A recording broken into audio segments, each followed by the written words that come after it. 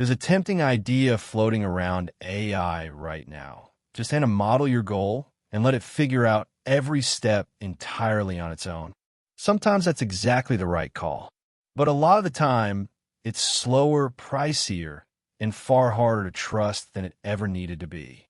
What if, instead, you gave the model a clear path to walk and let it bring its intelligence only where intelligence is genuinely required? That, in a nutshell, is an agentic workflow, and it's often the smarter default. Let's see why. So where does a workflow sit compared to a fully autonomous agent? Here's the contrast. A fully autonomous agent decides everything itself.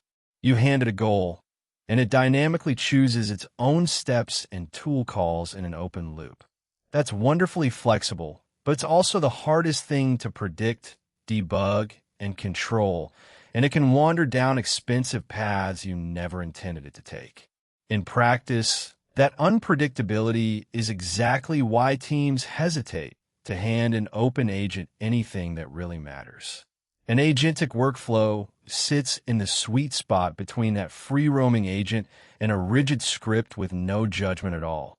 Developers define the structure, a fixed sequence, a branch, a loop with an exit condition, and the model fills and the intelligent steps inside that scaffold. You keep control and still get real reasoning where it counts. So what does building one actually look like? Most workflows follow the same simple shape. Walk through it with me. Before any model runs, you lay out the steps and the control flow. What happens first, what happens next, where it branches, and when it stops. This scaffold is fixed by you, the developer, up front, rather than improvised by the model in the heat of the moment. A request then moves through that structure. With routing, you classify it first and send it down the right path. And with prompt chaining, the output of one step becomes the input to the next. The plumbing between steps is decided well in advance. At each stop along the way, the model does the genuinely intelligent work, summarizing, extracting, drafting, deciding, whatever that particular step demands of it. The structure says what happens and when, while the model supplies the reasoning inside each individual box.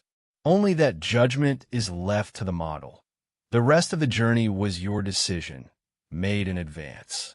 Finally, results get checked and combined. You might run subtasks in parallel and aggregate them, or use an evaluator that critiques a draft and sends it back for another pass. Because the path is defined, you can inspect exactly what happened at every single stage. Boil it down, and 3 ideas define an agentic workflow. It orchestrates model steps along a defined path. Rather than one wide-open loop, you get a deliberate sequence of calls, tools, and checks that you designed yourself and fully understand. That structure buys you reliability. A well-designed workflow is cheaper, easier to debug, and far more predictable than a free agent, precisely because you control the flow and can see exactly where it went wrong. The lesson from building real systems is that most tasks never needed full autonomy in the first place. A handful of patterns cover most needs. Prompt chaining links steps in sequence. Routing sends a request down the right branch. Parallelization runs subtasks at once. And evaluator optimizer loops let one model critique another's work. All right, let's lock in the essentials. An agentic workflow orchestrates model steps along a defined path with tools and checks, instead of handing the model total freedom to figure everything out itself.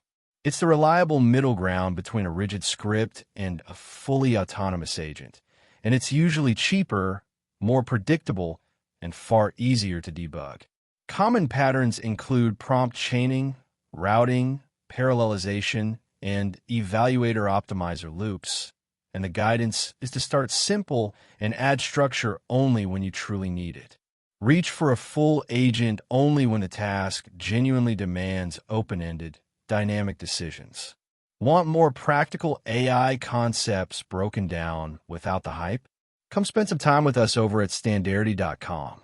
We'll see you inside.